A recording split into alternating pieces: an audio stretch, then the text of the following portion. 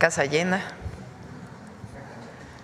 Bueno, está con nosotros Edna Vega, doctora Edna Vega, secretaria de Desarrollo Agrario, Territorial y Urbano de SEDATU, el ingeniero Octavio Romero Oropesa, director general del Infonavit, Rodrigo Chávez Contreras, director general de la Comisión Nacional de Vivienda, María del Rocío Mejía Flores, directora general de Financiera para el Bienestar, el maestro José Alfonso Iracheta, director general del Instituto Nacional del Suelo Sustentable, y Yabneli Maldonado, vocal ejecutiva del FOBISTE.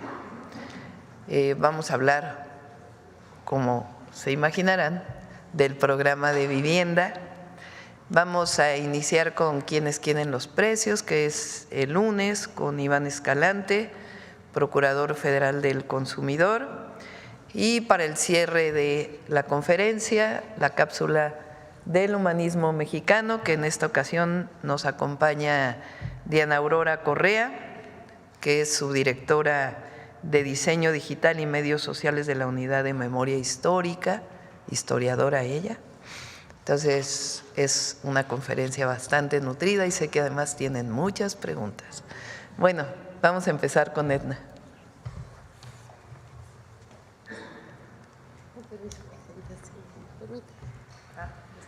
Ya a todos les gusta acá. Gracias. Con su permiso, Presidenta, muy buenos días a todas, a todos. Vamos, como frecuentemente lo hacemos, a presentar el avance del programa de vivienda para el bienestar.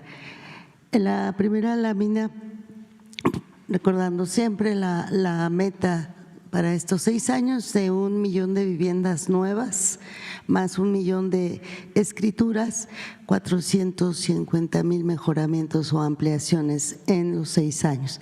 Para 2025, esta es la meta: 125,000 viviendas nuevas, 100,000 mejoramientos y 120,000 escrituras. Esta es la meta. Entonces, siempre es nuestro punto de referencia para el informe.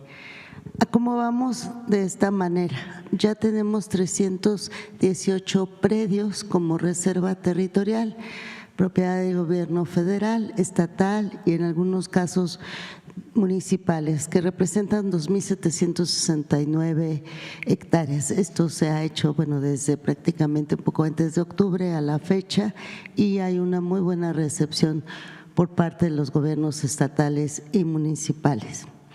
Para ello ya se establecieron 31 mesas de coordinación estatales, municipales y ya 15 convenios de colaboración firmados. ¿En qué consisten estas mesas técnicas? Pues reuniones con los titulares, con las autoridades específicamente de desarrollo urbano o ordenamiento territorial, lo que corresponda, para la definición del destino en términos de superficie, área construible, área libre, y que permita agilizar estos trámites que se requieran para la densidad necesaria para la construcción de la vivienda. Entonces, en una estrecha colaboración en esas mesas técnicas se va avanzando también en cuanto a posibles aportaciones, más bien con donaciones de pagos de impuestos requeridos, y van muy bien. Es aquí donde se está resolviendo cada duda, cada requerimiento, y van muy bien.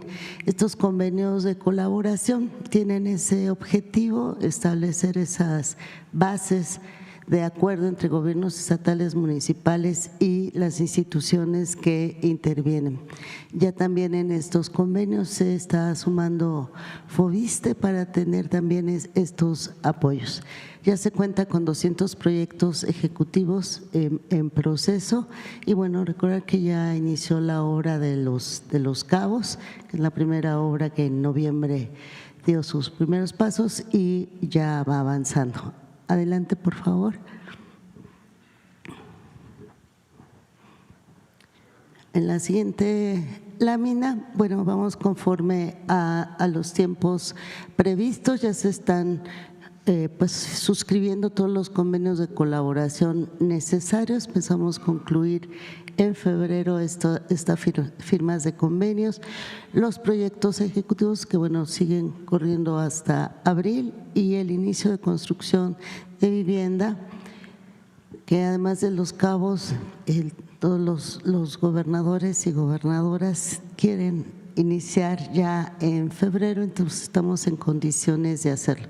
Más adelante los titulares van a informar respecto de estas fechas de inicio en los distintos estados y de nuevo recordar por favor a las personas que no se dejen sorprender por pseudogestores, no hay intermediarios para la incorporación en los programas de vivienda y están pues las páginas de las instituciones.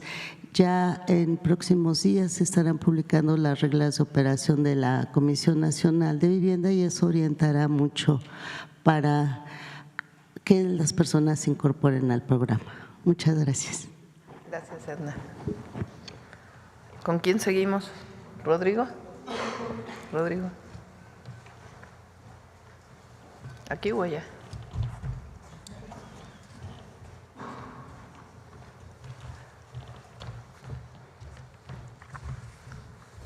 Con su permiso, Presidenta, buenos días a todas y a todos.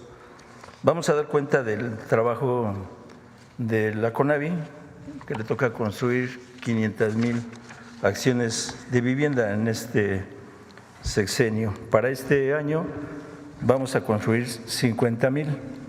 Ya traemos de la Reserva Territorial 173 predios en 30 entidades federativas. Esos predios suman en hectáreas 1,937 hectáreas y una proyección de 180 viviendas por hectárea nos da 319,000 hectáreas. Ese es el suelo que hasta el día de hoy tiene la CONAVI. La que sigue, por favor. Vamos a iniciar la obra, de hecho ya estamos trabajando desde diciembre los proyectos ejecutivos. Vamos a iniciar la obra en febrero, ya estamos recibiendo los predios, ocupando los predios, asignando los OEOs, que son organismos ejecutores de obra. En febrero iniciaremos con 26 predios, que son 118 hectáreas, y vamos a iniciar 18,501 viviendas en 18 entidades federativas. En marzo tenemos 17 predios, 78 hectáreas, serían 12,216 viviendas, y en abril 19 predios, que son 109 hectáreas, serían 19,598 viviendas. Esto suma 50,315 viviendas, que es el programa 2025. La que sigue, por favor. En este 2025 vamos a entregar 100,000 mejoramientos para mejorar la vivienda de las familias de los municipios del oriente del Estado de México. Ya tenemos 50,000 listos para entregar las tarjetas.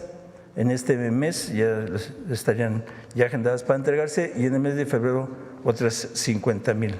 La que sigue, por favor. Aquí, ¿cómo vamos? ¿Qué sectores son los que vamos a priorizar? Vamos a priorizar los grupos de mujeres jefas de familia, madres solteras, jóvenes. En jóvenes hay un programa especial de vivienda en renta para jóvenes que estudian y trabajan. Vamos a priorizar la población indígena, adultos mayores y las personas con discapacidad. ¿Cómo vamos a construir? La que sigue, por favor. Los padrones, que es un tema muy importante. Hice un esquema de 8 pasos para construir los padrones de beneficiarios del programa de vivienda para el bienestar de CONAVI. Uno es que el 100% de las familias que habitan las zonas de alto riesgo van a ser reubicadas a estos programas y se van a priorizar las zonas de muy alta marginación. Esos son los actores donde vamos a trabajar. Se definen a partir de la identificación del predio. Los predios ya los estamos trabajando y a partir de ahí se definen las zonas que se van a trabajar. Los predios están en las zonas urbanas y tienen todos los servicios. Para trabajar el tema de los diagnósticos de las personas que van a ser beneficiarias, tienen varias características. Aquí menciono 3 que creo yo son fundamentales. Una es que sean mayores de 18 años y que tengan dependientes económicos, es decir, personas que tienen familia, ya sea hijos o dependen de ellos sus padres o sus abuelos, es decir, personas que tienen dependientes económicos y que tienen un ingreso no mayor a 2 salarios mínimos, es decir, en la actualidad no ganen la familia más allá de 17,000 pesos mensuales y que no sean derechohabientes de Infonavit o Fobiste. Se va a hacer la convocatoria a través de módulos informativos y ahí se va a registrar los que plantean ingresar al proyecto de vivienda y se realizarán visitas domiciliarias. La selección del padrón va a ser en función de que cumplan con todas las reglas que marca las reglas de operación de la CONAVI, que tiene que ver con residencia, con que no tengan propiedad, etcétera. Se harán asambleas informativas con los seleccionados para informarles del calendario de obra, el costo de obra, etcétera, y se instalarán los comités de la Contraloría Ciudadana que le van a dar seguimiento al ejercicio del recurso público. Se construirán a través de cédulas de información socioeconómica y se integrarán el padrón individual, los expedientes individuales, y eso nos lleva ya a presentarlo al Comité de Financiamiento de la CONAVI para ser aprobado el recurso. Este es el esquema que construimos, es obvio que tiene muchos elementos adicionales para construir los padrones de beneficiarios de la CONAVI, pensando en esos sectores vulnerables y en las zonas de muy alta marginalidad. Eso es cuanto, Presidenta. Con permiso. Acá de este lado. Gracias. Buenos días, muchas gracias. Con su permiso, Presidenta.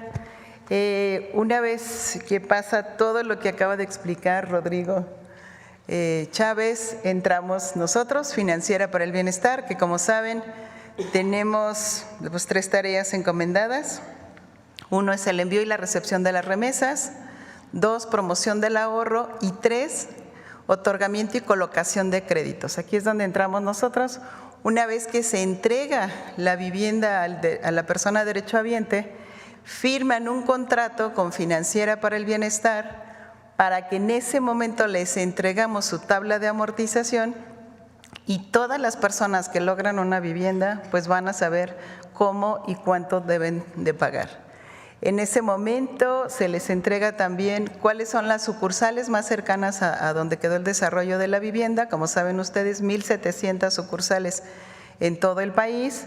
Y algo muy importante, y por eso se nos pidió que participáramos, es que todo el recurso que van a reembolsar las personas derechohabientes se va a ir al fideicomiso de Financiera para el Bienestar y se va a guardar en un cajón. ¿Qué quiere decir eso? Que todo el recurso que se vaya recuperando va a regresar a más viviendas. Y esto es en cuanto a vivienda nueva. En la que sigue, por favor, es más o menos el mismo esquema, es para vivienda en renta. Nosotros recibiremos el listado que nos entregará la CONAVI, la Comisión Nacional de la Vivienda, y vamos a hacer lo mismo, vamos a firmar contratos con los y las jóvenes que reciban esta vivienda en renta y vamos a entregarles también su tabla de amortización. Los recursos también se van a ese fideicomiso y a ese cajón.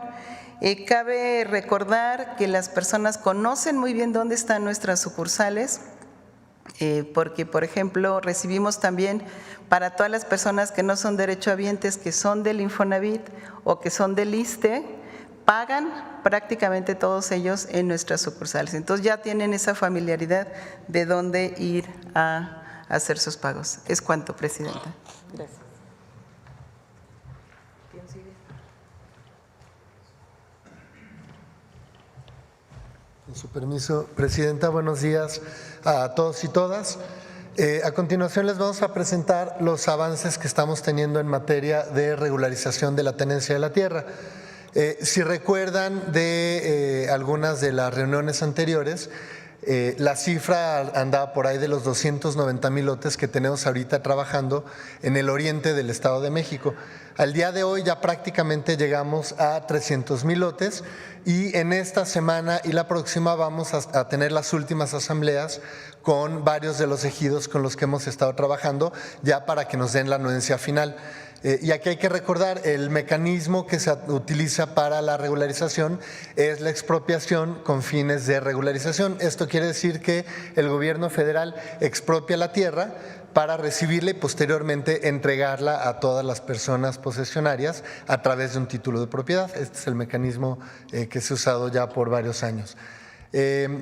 Un dato adicional que quiero compartir con ustedes es que ya iniciamos los trabajos técnicos en los primeros 4 ejidos, en Ixtapaluca, en Chimalhuacán, en La Paz, estos 3 son del oriente del Valle de México, del Estado de México, y en Tenango del Valle.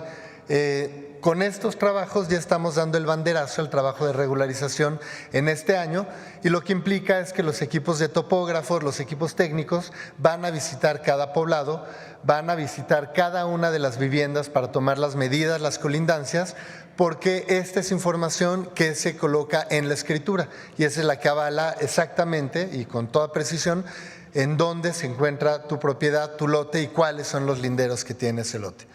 De forma adicional, seguimos trabajando en Baja California y en Baja California Sur. Como si recordarán, son 2 entidades que tenemos como prioridad debido a la problemática. En el caso de Baja California con Tijuana, nos estamos concentrando sobre todo en cuidar las zonas de alto riesgo para que no se regularice lo que no se debe regularizar, pero generar una solución para las familias que viven aquí, de modo que no se queden simplemente sin un terreno, sin una aspiración a la escritura, sino que puedan acceder eventualmente a una vivienda adecuada. La siguiente, por favor. Aquí les presento las cifras que tenemos del avance a nivel nacional. Aquí lo que quisiera resaltar es que de la última sesión al día de hoy tenemos 9 ejidos adicionales que ya nos dieron la anuencia, que sí quieren y que sí van a participar en este programa de regularización y que representan algo así como 6,000 lotes adicionales. Es un poquito más de 6,000, es un número redondo. Pero con esta cifra es con la que les comentaba, ya estamos llegando a los 300,000 lotes que tendríamos listos para la gestión y para iniciar los trabajos técnicos en las próximas semanas. ¿Es cuánto, presidente?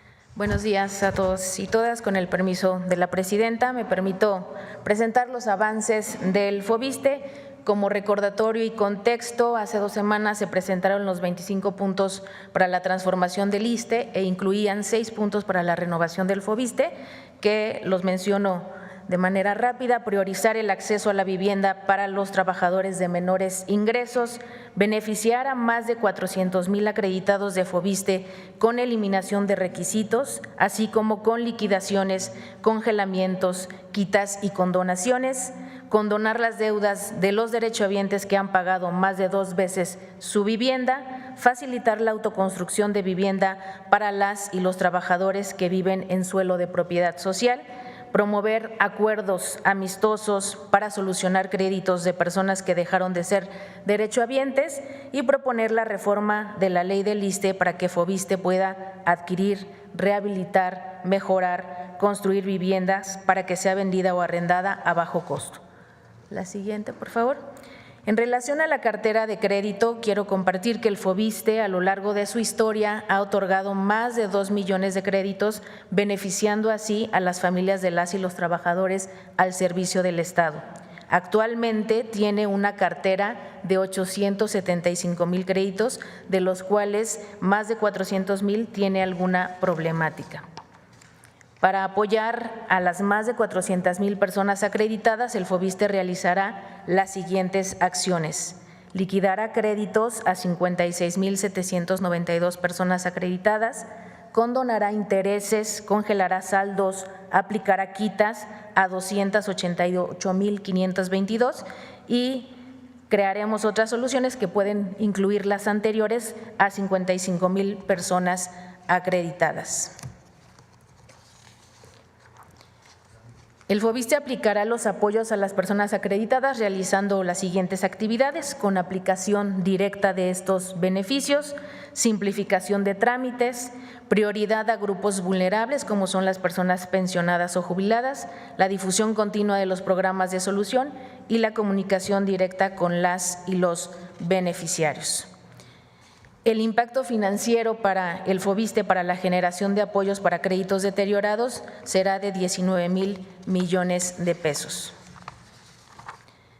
De igual forma, simplificaremos el crédito Construyes para la autoproducción de vivienda, que ha sido una petición de trabajadores, trabajadoras del estado de Oaxaca, Guerrero y Chiapas, con la incorporación de asistencia técnica, y aquí se sustituye la supervisión externa de asistencia por la asistencia técnica, se integra un padrón de asistentes técnicos, se flexibilizan los criterios haciendo una sola dispersión, antes se daban 4 dispersiones, la posibilidad de construir en terrenos de tenencia social y se dará la posibilidad de edificar en terrenos con construcciones previas siempre que cuenten con el visto bueno de la asistencia técnica. De igual forma vamos a disminuir los costos, se eliminan trámites, requisitos, los derechohabientes pueden elegir quiénes construirán su vivienda y se elimina la obligación de la fianza y el seguro de calidad, y se diseñará una plataforma de fácil acceso para derechohabientes y asistentes técnicos. En relación a la reforma del ISSSTE en materia de vivienda, quiero compartir que hoy ya la Constitución Política de los Estados Unidos Mexicanos, en su artículo 123, en el apartado B, fracción 11, inciso F, prevé la obligación que tiene el Estado de dar a los trabajadores habitaciones baratas en arrendamiento o venta. Desde la ley de 1959, el Instituto contaba con la facultad para adquirir o construir viviendas, adquirir o urbanizar terrenos destinados a formar unidades habitacionales y arrendar las viviendas a los trabajadores. En la ley del 83, el Instituto contaba con la facultad para adquirir, construir y arrendar viviendas. En la ley de 1985, el Instituto contaba con la facultad para enajenar y arrendar las viviendas a los trabajadores del Estado, y en el 2007 es cuando se elimina esta posibilidad de adquirir o construir viviendas y solo se deja la facultad para operar un sistema de financiamiento para que los trabajadores adquieran mediante un crédito hipotecario su vivienda. La reforma que se está proponiendo, que incluye 5 artículos, con esta el FOBISTE podrá adquirir, construir, mejorar, rehabilitar y arrendar viviendas. Es cuanto, Presidenta. Antes de pasar al Infonavit, porque tiene su parte importante, vamos a decir así, olvidé a Profeco. ¿Por qué no das la información, Profeco? Y luego vamos con Infonavit, que va a llevar su tiempo informar del Infonavit. Sí, Presidenta.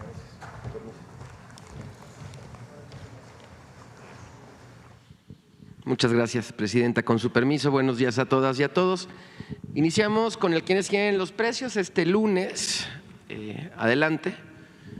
Continuamos poniendo lonas con taches visibles en estaciones de servicio que se vuelan la barda con los precios. En esta ocasión colocamos una en Monterrey, Nuevo León, marca Pemex, una móvil en Morelia, Michoacán, esta G500 de Huimanguillo, Tabasco, y 2 en Hermosillo, Sonora, en la colonia Urbi Villas del Rey y colonia Las Lomas. Muy importante, lo vamos a seguir señalando tanto aquí en las mañaneras del pueblo como en los establecimientos, en las gasolinerías. ¿Cuáles son los gasolineros que se vuelan la barda con los precios? Porque no hay razón ni motivo para que vendan la gasolina tan cara. Vamos a, por instrucción de la presidenta, vamos a tener una reunión con los gasolineros en esta misma semana, precisamente para hablar sobre este tema. Y solicitarle a todas y a todos que quienes identifiquen estas gasolineras le tomen una fotografía, nos la manden, la suban a las redes sociales y nos arroben a la página de Profeco, que vamos a ir a visitarlas personalmente. Adelante. Y aquí tenemos los ejemplos de que las gasolinas están por debajo de los 24 pesos en cada una de las regiones. La más barata que encontramos en Villahermosa, Tabasco, 22 pesos con 90 centavos. Y aquí están los indicadores de ganancia que reportan las propias estaciones de servicio que tienen por cada litro de gasolina. 65 centavos, 66, 70, 78, 1.56, 1.21. Entonces, a todas estas gasolineras, porque sí hay gasolinerías que están por debajo de los 24 pesos en todas las regiones, les vamos a dar una palomita. Contrario, las gasolinas más caras que encontramos, miren nada más los indicadores de ganancia que manejan. 4 pesos con 81 centavos por cada litro de gasolina, 3.61, 3 pesos con 8 centavos, y la más cara que encontramos fue Petro-7 en San Pedro Garza en 26 pesos con 49 centavos, y a todas estas gasolineras les vamos a dar un tache. Seguimos con el precio del diésel, el más barato, la estación BP en Atizapán de Zaragoza, 24 pesos con 99 centavos litro, palomita. Y seguimos con el diésel más caro que encontramos en nuestro monitoreo, en esta La Gas en Cancún, Quintana Roo, 27 pesos con 83 centavos, tache. Seguimos monitoreando la canasta básica, la más barata durante la semana anterior, Chedraui Campeche, 725 pesos con 80 centavos, palomita. Y la más cara, Walmart Co. de la Ballena en La Paz, Baja California Sur, 1,021 pesos con 90 centavos, tache. Hay casi 300 pesos de diferencia por la misma canasta básica entre un establecimiento y el otro. Adelante.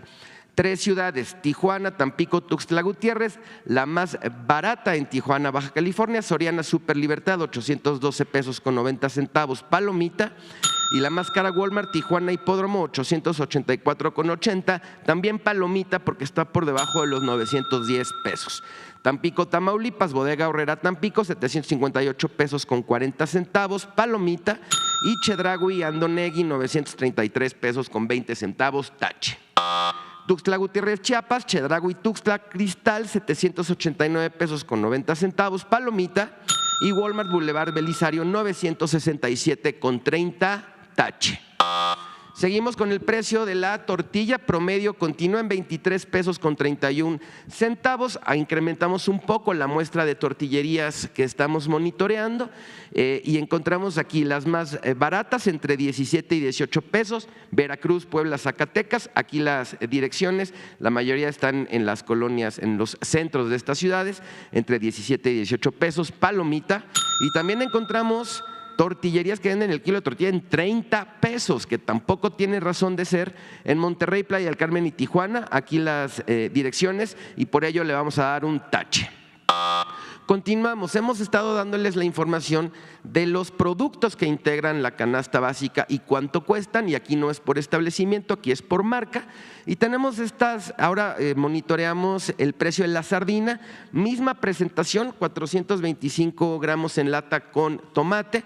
Es exactamente el mismo producto y encontramos los más baratos entre 15, 55 y 18 pesos con 71 centavos, las marcas Chedraui, Valley Foods y California Bay, y les vamos a dar una palomita. Y por el mismo producto, estas otras marcas las venden entre 41, 50 y 43 pesos con 40 centavos.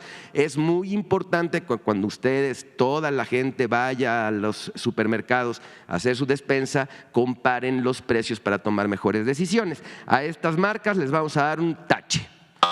Continuamos, ya casi terminamos. Por ley, todo expendio que venda a granel, litros, metros, kilogramos, por ley tienen que hacer una calibración de sus instrumentos 2 veces al año. Estamos haciendo este nuevo sistema en la Profeco para que todos lo puedan hacer con nuestra institución, esta calibración. Hay otros proveedores también de estos servicios. Aquí está la página de internet calibración.profeco.gov.mx, ahí se meten, hacen su solicitud y les programamos una visita a sus establecimientos para hacer su calibración. Adelante. Finalizamos con los consejos Profeco de la semana. 1, si identificas la lona con el tache en las gasolineras, no cargues ahí porque se vuelan la barda con los precios. 2, compara el costo de la canasta básica, pues la diferencia entre la más barata y la más cara es de casi 300 pesos. Si quieres ahorrar, debes comparar. 3, el promedio nacional del kilo de tortilla se sigue manteniendo en 23 pesos, elige donde te vendan más barato. 4. La sardina es un producto de la canasta básica, revisa bien la marca y el precio, pues podrías ahorrarte más de la mitad de tu dinero. 5. Proveedor, para ofrecer kilos de a kilo, litros de a litro y metros de a metro, calibra directamente con Profeco. Aquí en nuestras redes sociales, nuestra página de internet. Muchas gracias, presidenta. Muy buenos días. Ahora sí, Infonavit. Aquí voy ya. Con permiso, presidente. Adelante. Pues muy buenos días, amigas y amigos de los medios de comunicación. Lo que le corresponde al Infonavit dentro de el Programa Nacional de Viviendas, 1 millón de viviendas, es la construcción de 500,000, para lo cual la presidenta nos instruyó la constitución de una empresa. Se requería para esta constitución de la empresa un cambio constitucional y cambio a la ley del Infonavit. El cambio constitucional ya se dio, la ley del Infonavit ya pasó por la Cámara de Senadores, ahora está en la Cámara de Diputados.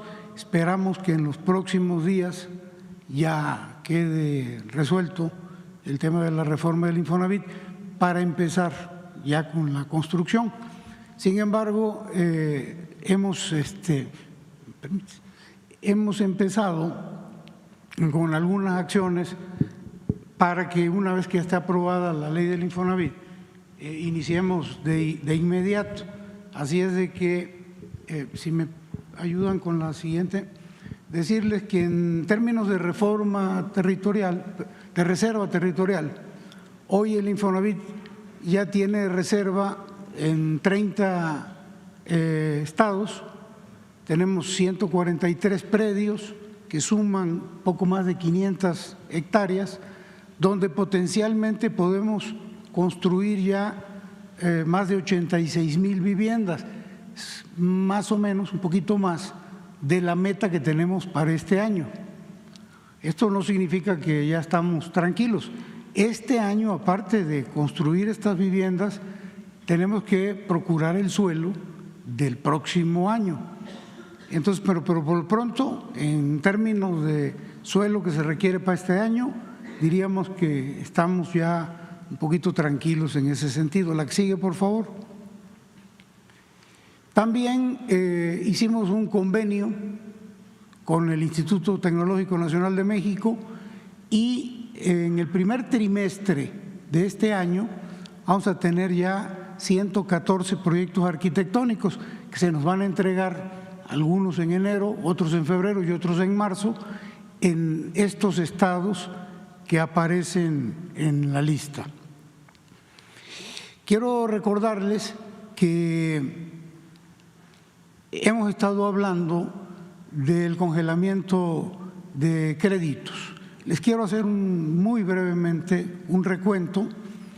El Infonavit tiene 6.2 millones de créditos otorgados en su cartera, de los cuales 4 millones tienen la característica de que aunque el derechohabiente pague sus intereses y su aportación de capital, estos créditos suben, son 4 millones, casi 2 de cada 3 créditos otorgados por el Infonavit. Hablamos con la presidenta de inmediato nos instruyó que se resolviera el problema y se congelaron ya 2 millones de créditos. ¿Qué significa congelar? Que ya no van a seguir subiendo como venían haciéndolo. Y no solamente eso, la vez pasada les informamos que adicionalmente al congelamiento de estos 2 millones de créditos íbamos a dar beneficios en el sentido de bajas de tasas de interés, bajas de mensualidad y bajas en los saldos.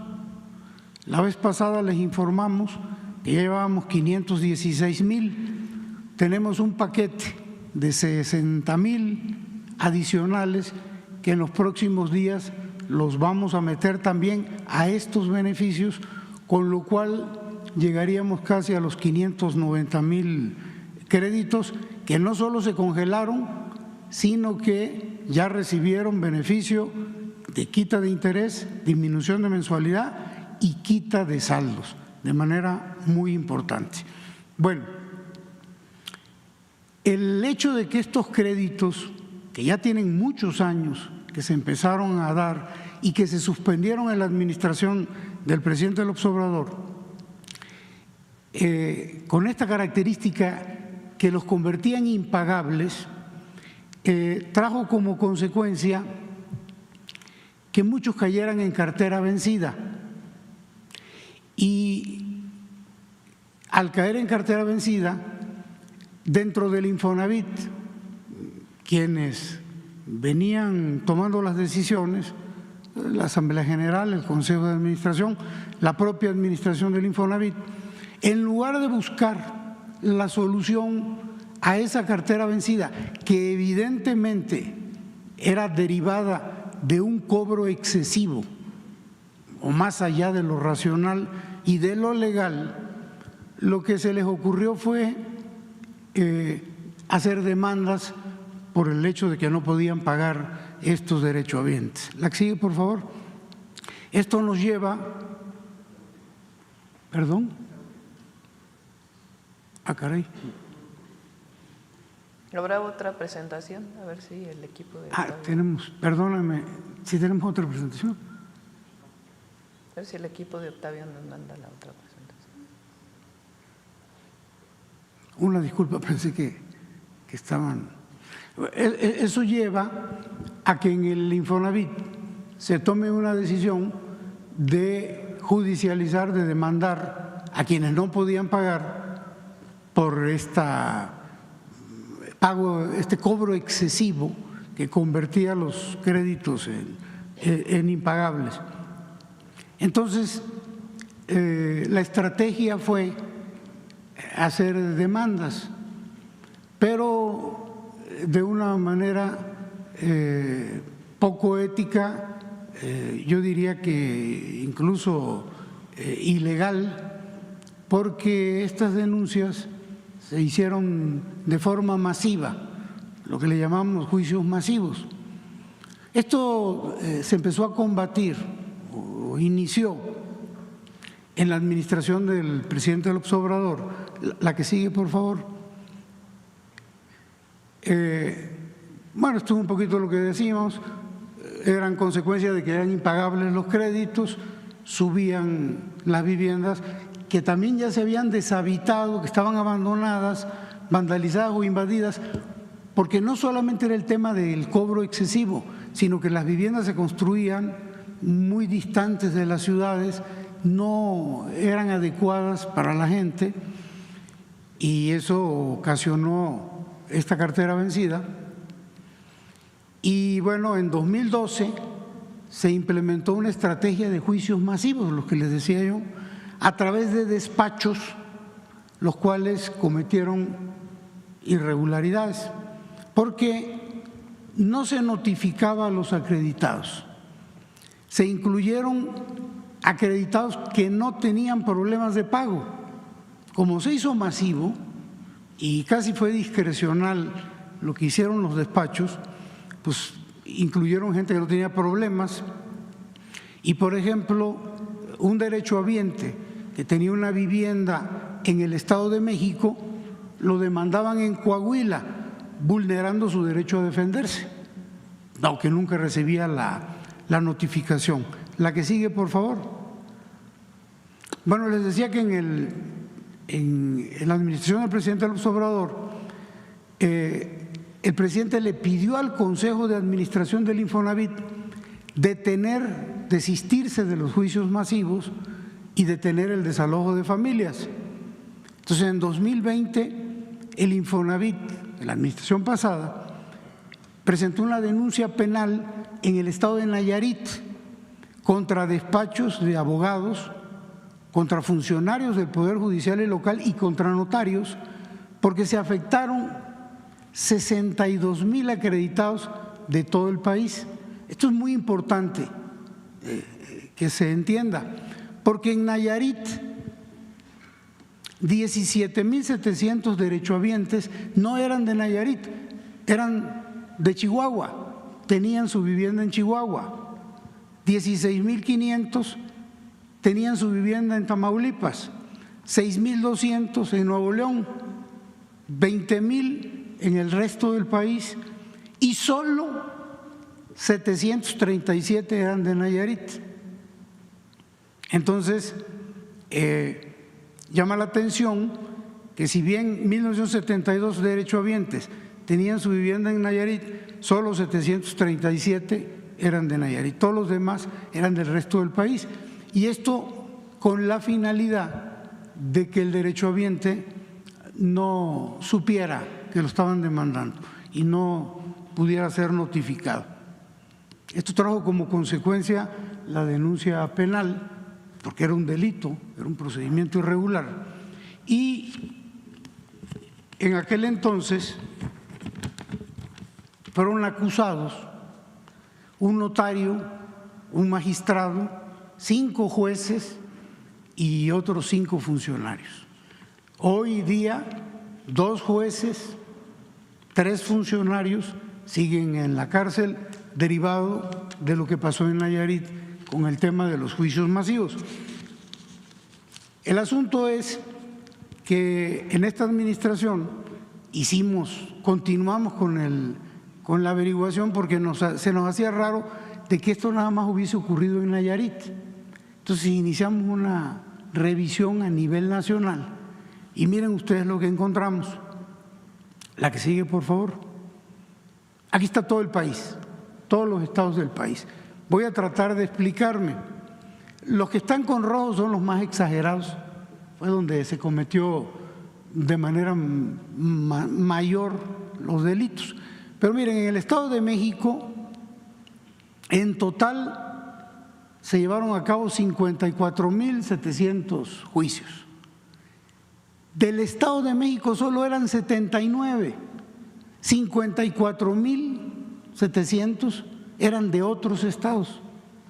Es exactamente lo que pasó en Nayarit. En Tamaulipas, de 42,000, solo 3,500 eran de Tamaulipas y 39,000 casi eran de otros estados. Chihuahua, de 31,000, 30,000 eran de otros estados. Nuevo León, de 26,000, 22,000. Aquí en el caso de Veracruz, que son los más exagerados, de 14,500, 14,200 eran de otros estados. En Yucatán, de 6,357, 6,265 eran de otros estados. Guerrero, de 4,690, 4,630 era de otro estado. Aguascalientes. Entonces, todo esto es una red de corrupción que tenía como objetivo que el derechohabiente no se enterara de que estaba siendo demandado. La que sigue, por favor. ¿Cuál fue la consecuencia? Bueno, este es un dato importante. En 6 estados se concentran el 86% de las demandas de todo el país, de otros estados. Si le sumamos a esto las demandas masivas de sus propios estados, en 6 estados está el 92% del total nacional de estos juicios masivos. Entonces, ¿cuáles son los estados? Coahuila, Jalisco, Nayarit, Baja California, la Ciudad de México y Morelos. Entonces, miren, en Coahuila, de 167,000 juicios, 157 son de otro estado. En Jalisco, de 76,000, 59 y así sucesivamente. Queda muy claro el procedimiento. La que sigue, por favor. Entonces, de 373,000 derechohabientes que fueron afectados en estos juicios masivos, el 80%, 302,000 de 373, fueron demandados en otros estados. Solo 71,000 fueron demandados en su propia entidad. Y en todos los casos, las siguientes irregularidades. No fueron notificados personalmente en sus domicilios, como lo marca la ley. Se vulneró el debido proceso, ya que esta gente no tuvo conocimiento de que estaban siendo enjuiciados. Y al no tener conocimiento del juicio, pues el proceso se aceleró, pues no contestó el demandado. Hagan de cuenta que fue en rebeldía, el juicio se aceleró y rápido estos despachos ganaron el proceso, a partir de un procedimiento irregular y corrupto. La que sigue, por favor. Bueno, permítanme, si me regresan, porque esto es importante. Ni el Comité de Auditoría, ni la Comisión de Vigilancia del Infonavit, ni los consejeros del Infonavit realizaron ninguna acción. Esto ocurrió y como si no hubiese ocurrido. Ahí está el problema, pero ahora sí que, como dicen el dicho, no pasaba nada. La que sigue. Como resumen, de 373,000 derechohabientes afectados por estos juicios, 249,000 perdieron su propiedad, perdieron su vivienda, 207,000 que se supone que debieron haber pasado a manos del Infonavit, pues no se pueden escriturar porque estos juicios son ilegales, son irregulares. Entonces estos despachos ganaron, pero como es irregular el juicio, pues el Infonavit no puede escriturar. Y estas 207,000 viviendas son de nadie, ni son del derechohabiente original, ni el Infonavit las puede recuperar. Y 42,000 viviendas fueron vendidas por el Infonavit en subastas. Aquí hay un dato que es a resaltar, porque más de 22,000 acreditados que fueron afectados por estos juicios, curiosamente están al corriente de sus pagos. No hay ninguna razón para que los hubiesen metido en esto. La que sigue, por favor. ¿Cuánto se les pagó a estos despachos por lo que hicieron? Hicieron un trabajo mal hecho, corrupción, irregularidades, pero sin embargo se les pagó dentro del Infonavit a lo largo de los años, de 10 años, 8 años, el equivalente a pesos ya indexados al día de hoy de 29,000 millones de pesos. Y nada más para tener una idea de lo que significan 29,000 millones de pesos, pues la pensión para el bienestar para personas con discapacidad permanente, ese programa vale menos, 28,000 millones. El presupuesto de Tlaxcala son 28,000 millones, menos que lo que se le pagó a estos despachos corruptos. El presupuesto de Colima, 23,000. Beca Universidad de Educación para la Educación Básica Rita Cetina, 22,000 millones. El presupuesto del Infonavit en un año, 17,000 millones. Se le pagó a estos señores más de lo que el Infonavit eroga en un año. El programa de entrega de fertilizantes vale 17,500 millones. Pensión para mujeres del bienestar, 14,700. Esto es para comparar, para dimensionar más que para comparar el monto de dinero que se llevaron estos despachos de delincuentes. La que sigue, por favor. Estas son las empresas, estos son los despachos. Esta es la que más dinero recibió, este despacho. Y esta de aquí, que recibió una cantidad muy importante y la tenemos marcada con rojo por lo siguiente. Bueno, pero permítanme decirles algo también. Estas cantidades son la cantidad que se les pagó. A más de 2,000 millones, más de 1,900, 786. Pero al día de hoy, la mayor parte de estos despachos siguen teniendo contratos vigentes. Bueno, ya los vamos a recortar, pero tenían contratos vigentes. La que sigue, por favor. Les hablaba de ese despacho que se llamaba Axer, que estaba con una flechita.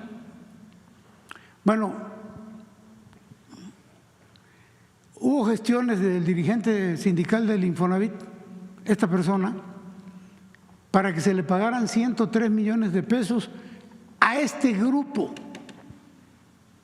que formó parte de los juicios masivos irregulares por pago de demandas a trabajadores que presentaban alguna demora.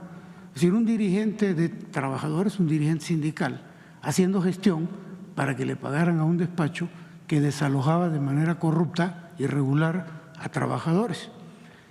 Aquí tenemos algunos correos que los hemos testado porque por razones que tienen que ver con una posible demanda.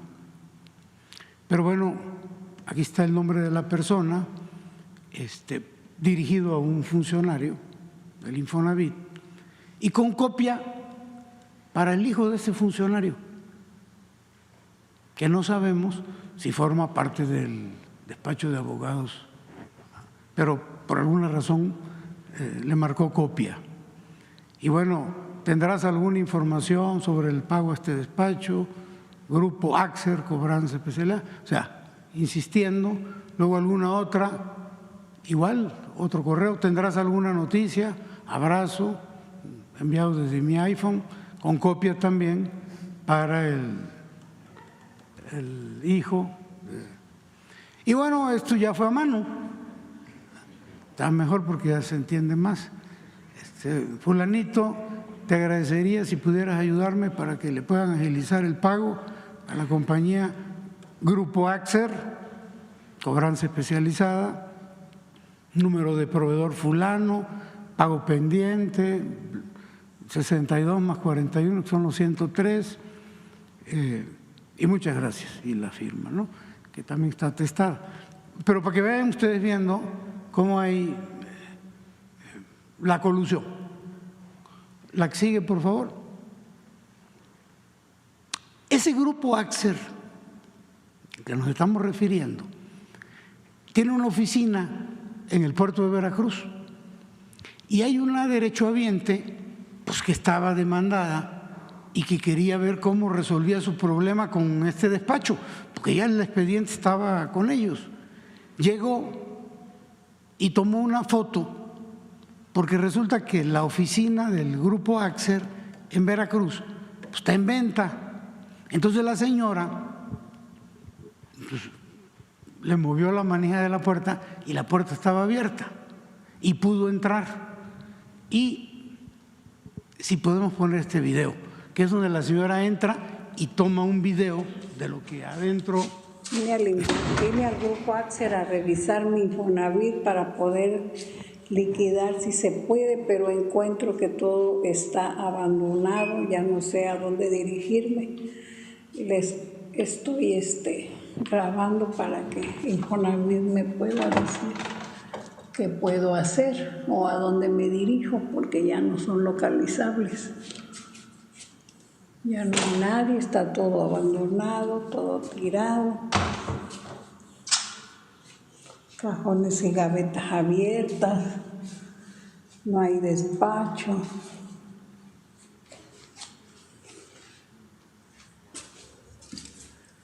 Todos expedientes.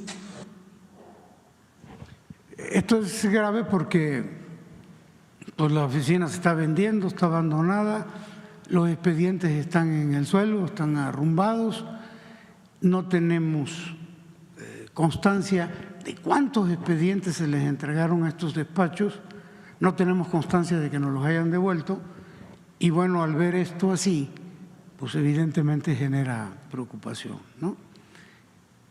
La que sigue, por favor. Y cierro con esta parte que es importante.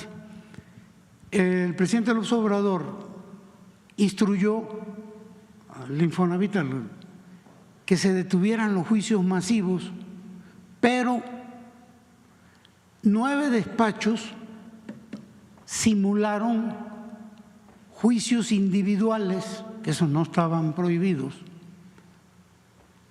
pero siguieron con la estrategia de los juicios masivos en la Ciudad de México, aquí, afectando aproximadamente o pretendiendo afectar aproximadamente a 63,000 derechohabientes. Pero fíjense qué interesante y qué preocupante y qué grave, porque todos estos 63,000 juicios fueron tramitados en el juzgado 60 civil de la Ciudad de México en un promedio de más de 4,000 por mes. Fíjense en este dato. Hay 75 juzgados civiles del Tribunal Superior de Justicia de la Ciudad de México y estos admitieron a trámite en 2022 12,600, los 75, a razón de 14 por mes. Estos fueron uno solo a razón de 4,000 al mes. Pero viene otro dato interesante también, la que sigue. De los 63,000 acreditados demandados en el juzgado 60 de la Ciudad de México, solo el 4% son de la Ciudad de México. Por ejemplo, de Puebla hay 6,500, del Estado de México 6,300, de Tamaulipas casi 6,000, de Sonora 3,800 y de otros estados 37,000. Pero de la Ciudad de México solo el 4%, el 96% de otros estados. Y con una rapidez increíble, ¿no? Sobre todo tomando en cuenta los números que les presentaba de los otros 75. En esta administración, en noviembre del 2024, alcanzamos a detener este proceso, evitando afectarse a más de 63,000 familias, lo que no quita la intención y toda la documentación que tenemos con relación a lo que pretendían hacer estos despachos. La que sigue, por favor. Estos son los despachos que llevaron a juicios en el juzgado 60. Aquí están los nombres. Y resalta Desnor. ¿Y por qué resalta? Porque este despacho de abogados tiene un representante legal que actualmente es comisionado de vigilancia del Infonavit, propuesto por la Coparmex, que andan ahorita un poquito molestos porque va a haber el cambio de ley del Infonavit, porque quieren cuidar el dinero. Bueno, pues le informo a los de la Coparmex que el representante legal de este despacho que estaba haciendo este acto de corrupción lo propusieron ellos y es miembro fundador, aparte de que es comisionado de vigilancia del Infonavit, propuesto por la Coparmex, es miembro fundador de una constructora que se llama Automatic Development, que tiene proyectos autorizados por el Consejo de Administración del Infonavit para construir vivienda para el Infonavit. Pareciera conflicto de interés. La que sigue, por favor. Bueno, le informamos a la presidenta y parece que no le gustó a la presidenta y nos instruyó dos cosas. En primer lugar, hay que resarcirle el daño a los derechohabientes, lo que va a generar un costo para el Infonavit. No van a ser nada más los 29,000 millones, sino que tenemos que resarcir este daño con un costo que hay que estimar todavía.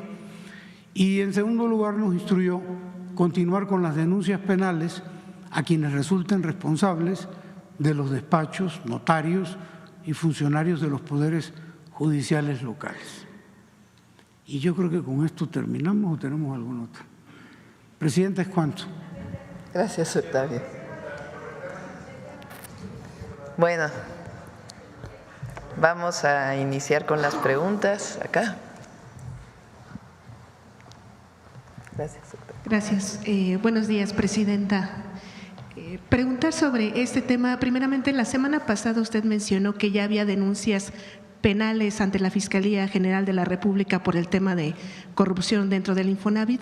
¿Cuáles son estas denuncias? ¿Contra qué empresas o despachos está dirigida?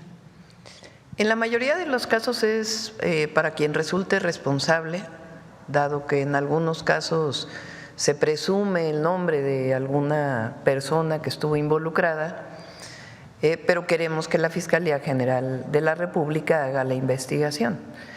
Entonces se siguen presentando denuncias penales. En algunos casos hay nombres que se le dan a la Fiscalía y en otros pues que revisen integralmente quiénes son los responsables frente a estos fraudes para las y los trabajadores afiliados al Infonavit. Presidente, en un segundo tema, ¿tiene ya el número de personas mexicanas que han sido repatriadas al país de extranjeros? Y con este contexto de Colombia, ¿cuál es su postura, Presidenta? Sabemos que tiene una reunión esta semana o está convocado la CELAC. ¿Tienen una estrategia a nivel Latinoamérica para responder a las nuevas medidas de Estados Unidos? ¿Y cuáles serán las que determinará nuestro país? ¿Se aceptarán todos los aviones de repatriados o cómo será, Presidenta? Gracias. Primero, del 20 al 26 de enero se han recibido 4.094 personas, la gran mayoría de ellos mexicanos y mexicanas. Nosotros tenemos, como lo mencioné desde hace unos días, creo que el 21 o 22 de enero, a partir de la llamada telefónica que hubo entre el secretario de Estado, Marco Rubio, de Estados Unidos, y el canciller Juan Ramón de la Fuente, tenemos un grupo de trabajo que está trabajando sobre los temas de migración y esperamos que este grupo se amplíe a otros temas que consideramos importantes con el gobierno de Estados Unidos. En el tema de migración hubo ya varias reuniones entre la organización de Estados Unidos que se llama CBP, que tiene que ver con migración y aduanas, y Migración de México, en donde estuvo presente Relaciones Exteriores y la Subsecretaría de Derechos Humanos de la Secretaría de Gobernación. Han sido reuniones a distancia y en estas pues hay acuerdos, conciliaciones, digamos. Algo muy importante es que esto no es nuevo para México, esto es muy importante. México tiene una historia de repatriación muy importante de relación con Estados Unidos. La tuvieron presidentes del pasado y la tuvo también el presidente Andrés Manuel López Obrador, en primer lugar con la administración Trump y después con la administración Biden. Entonces hay mecanismos de coordinación que existen desde hace mucho tiempo. Nosotros, ¿qué hicimos? Nos preparamos con los centros de atención, particularmente en la frontera norte, que ya algunos de ellos ya están listos y otros están ya por terminarse. Son centros de atención en donde recibimos a nuestros connacionales, a los mexicanos y mexicanas que son deportados por Estados Unidos y que nosotros los recibimos, como he dicho, con el programa México Te Abraza. También hay otras oficinas que están desde hace tiempo en aeropuertos de nuestro país. Por ejemplo, el Aeropuerto Internacional Felipe Ángeles tiene un programa que en el periodo del presidente López Obrador se llamó PRIM, que coordinaba la canciller Alicia Bárcenas, en donde también se recibía a mexicanos y ahí se les daba oportunidad de empleo, apoyos diversos para poderse integrar. Entonces, este es un trabajo que tenemos en diálogo con el gobierno de Estados Unidos y es algo que en México pues tiene ya muchos años que se hace. ¿Qué pedimos nosotros? Respeto a los derechos humanos. La Cancillería y Migración tienen un esquema por si hay alguna violación a los derechos humanos de los mexicanos que llegan a nuestro país, pues se hacen distintos esquemas, desde una queja a CBP o a otras organizaciones que se dedican a este tema en los Estados Unidos, o incluso denuncias que se presentan en los tribunales de Estados Unidos frente a una violación de derechos humanos. Algunas de ellas se han ganado. Entonces, es una relación permanente que se tiene, y en nuestro caso pues tenemos esta relación que se estableció a partir de esta llamada que se hizo entre el secretario de Estado de Estados Unidos y el canciller Juan Ramón de la Fuente. Presidenta, y entonces, ¿no han aumentado o sí han aumentado las deportaciones de mexicanos al país en esta última semana? ¿Es verdad que hubo 4 envíos de aviones este fin de semana? Son 4 aviones, pero ha habido otras ocasiones en nuestro país que se han recibido 4 aviones civiles que llegaron al Aeropuerto Internacional Felipe Ángeles. ¿Y los casos se mantienen de deportaciones o se han aumentado? Hasta ahora no ha habido un incremento sustantivo, unos días que disminuyó con la entrada del presidente Trump, pero si lo tomamos por semana es un número que en otras ocasiones ha tenido nuestro país. Presidenta, nada más para cerrar ese tema y rápidamente a otro, ¿usted participará en la reunión de la CELAC de este jueves? Sí, están llamando a una reunión de la CELAC. Nos parece bien que se haya llegado al final a un acuerdo entre el gobierno de Colombia y el gobierno de Estados Unidos. A nadie no es buena pues ni las tarifas ni otros mecanismos. Entonces, finalmente lo que entiendo es que ayer por la noche se llegó a un acuerdo entre ambos gobiernos, y eso es bueno porque finalmente debe prevalecer el diálogo, el respeto, que es lo que nosotros hemos buscado en la relación con Estados Unidos. El diálogo, el respeto, siempre con nuestros principios de defensa de nuestra soberanía, de defensa de las y los mexicanos en el exterior, de garantizar los derechos humanos de quien llega repatriado a nuestro país, y ahora en especial con este programa de México te abraza, en donde sea por razones de deportación o porque quieran venir a México, nosotros recibimos a las y a los mexicanos con los brazos abiertos siempre. Presidenta. Y además también lo que anunciamos aquí, que están todos los consulados de México con este apoyo permanente para apoyar en asuntos jurídicos y de otro tipo a nuestros connacionales. Presidenta. Permítame un momento. Presidenta, perdón, no me presenté, Angélica Guerrero del Financiero Bloomberg. Y ya por último, ayer marcharon en Sinaloa por el regreso de la paz a ese estado, incluso también pidieron la destitución del gobernador. ¿Qué es lo que usted opina, Presidenta, al respecto? Pues estamos trabajando en Sinaloa. Hay que decir y recordar las razones por las cuales se desató esta ola lamentable de violencia en Sinaloa. Hay que recordarla, y en su momento, cuando haya la posibilidad de que se asiente bien el gobierno del presidente Trump y que tengamos una relación más fluida, pues vamos a seguir insistiendo en esta explicación de cómo fue que se dio esta detención en nuestro país, que es el origen de esta ola de violencia. Y decirle al pueblo de Sinaloa que estamos trabajando todos los días, que sabemos y lamentamos la situación que están viviendo, pero que no solo es una preocupación, es una ocupación permanente. Llegaron más refuerzos a Sinaloa y estamos trabajando todos los días para construir la paz en Sinaloa, desde la garantía de la atención a las causas hasta la cero impunidad.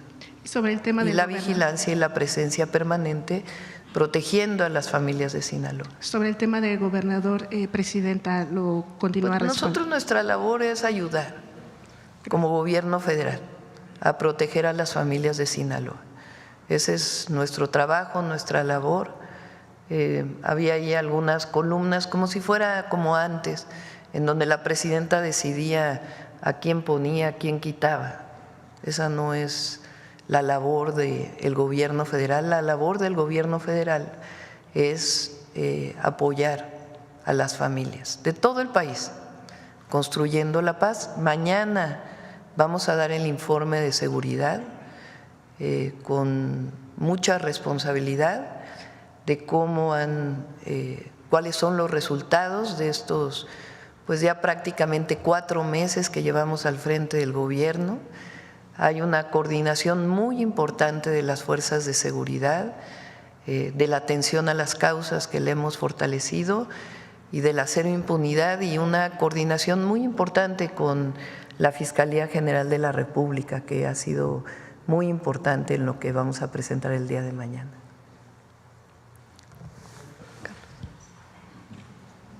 Doctora, buen día. Carlos Desmán, de 4 Media Telecomunicaciones, Veracruz. Pues consultarle a propósito de temas nacionales, pues está todo enfocado al tema de migración, pero también quiero consultarle este proyecto que está presentando la magistrada del Tribunal Electoral, Mónica Soto, respecto a pues, lo que está pasando en el desacato, porque finalmente es un desacato por parte de lo que es el Comité de Evaluación de Personas Juzgadoras del Poder Judicial, en el cual pues menciona que puede pedirle al Senado de la República que asuma esta atribución, y obviamente los que están en este comité del Poder Judicial como aspirantes o que se inscribieron no queden en el desamparo. Es preguntarle su opinión sobre esto y sobre la otra opción que está proponiendo, que es una tómbola, hacer una tómbola para que finalmente se decida a los que podrían estar como aspirantes a aparecer en la boleta el próximo 1 de junio, doctor. Vamos a ponerlo así. ¿Qué pasaría si no sé exactamente cuál es el número de personas que quedaron en el comité del Poder Judicial? A ver si nos pueden informar. Creo que son poco más de 1000 personas que quedaron en el comité del Poder Judicial. Vamos a repetir nuevamente muy brevemente. La Constitución establece que para definir las personas que van a participar en la elección se definen 3 comités: un comité del Ejecutivo, un comité del Legislativo y un comité del Poder Judicial. Los 3 poderes a tiempo presentamos a nuestros comités, se hicieron la apertura de las convocatorias, se inscribieron y los 3 iban caminando muy bien. De pronto el Comité del Poder Judicial dijo: yo ya no puedo porque según estas hay amparos que impiden que yo pueda continuar con esta selección. Entonces pararon los trabajos. Nosotros pues públicamente dijimos: tiene que definir el Tribunal Electoral. ¿Por qué el Tribunal Electoral y no la propia Corte? Porque es un proceso electoral, y en procesos electorales la última palabra la tiene la Sala Superior del Tribunal Electoral de la Federación. Eso lo establece la Constitución. Entonces, ¿qué pasaría si estas 1000 personas, supongamos, no sé exactamente cuántas, a ver si me lo dan, si este número, fueron las que se inscribieron, pero creo que ya había habido un proceso inicial, pero bueno, supongamos que son 3000. ¿Qué pasaría si estas 3000 no pueden participar? Pues de inicio hay personas afectadas por el proceso. Entonces el proceso pues seguiría con personas que no se garantizaron sus derechos de participar en una elección. ¿Y eso a qué nos lleva? Pues que es una decisión de la Corte, como lo han venido haciendo, para que hubiera un esquema en donde se pudiera impugnar la elección de jueces, magistrados y ministros. Es un mecanismo para poner en duda la elección desde mi punto de vista. Entonces me parece muy bien que el Tribunal Electoral diga cómo salvaguardamos los derechos de estas personas que están participando, que decidieron participar e inscribirse en el Poder Judicial. La Constitución dice que es hasta el 31 de enero, establece la fecha, la Constitución, para poder tener los nombres de las personas que van a participar en la elección. Entonces me parece muy bien que el Tribunal Electoral diga: bueno, si la Corte no quiere, pues que se vaya al legislativo o al ejecutivo y al legislativo un mecanismo que permita que se salvaguarden los derechos de las personas que se inscribieron en el Poder Judicial y que después no tengan un pretexto para decir que la elección no fue correcta o que tuvo algún problema. Entonces la Corte nuevamente quiere impedir la elección, pero la elección se va a llevar a cabo. Y qué bueno que el Tribunal Electoral está dando salidas para que se salvaguarden los derechos de quienes se inscribieron en el Poder Judicial. Pero la elección va a seguir porque es una decisión del pueblo de México. Que en México se elija el Poder Judicial por voto popular. Y ya el Instituto Nacional Electoral va muy avanzado en el proceso organizativo. Ahora quiso poner la Corte esto que desde el principio no he estado de acuerdo, pero pues qué bueno que el tribunal esté dando una salida. Ah, sí, son 3,805. Sí, es por el corte que quedó, quedan como de 6,000 y fracción la primera inscripción que se hizo, y se hizo un corte, justamente son 3,000 pues personas. son pocos días, pero pues que sea a partir de una decisión del Tribunal Electoral, está muy bien. Aprovechando que está por aquí el titular del Infonavit y temas de cuestión legislativa, el próximo 1 de febrero comienza lo que es el periodo ordinario, tanto en Senado como en Cámara. Sacó el tema de la ley del Infonavit, es preguntarle, consultarle, ¿usted pediría a lo que es el Congreso de la Unión en lo general de que se resuelva este tema del Infonavit antes de que finalice febrero, viendo lo que presentaba el titular del Infonavit? Y el otro, usted hacía un video ayer sobre el tema del maíz transgénico, de esta iniciativa que ya propuso, si no mal recuerdo, por ahí nos dijeron que fue a Cámara, no a Senado, que nos precise si también buscaría que se aprobaran estas dos en el mes de febrero o serían hasta marzo, doctor. Hay muchas leyes que vamos a presentar.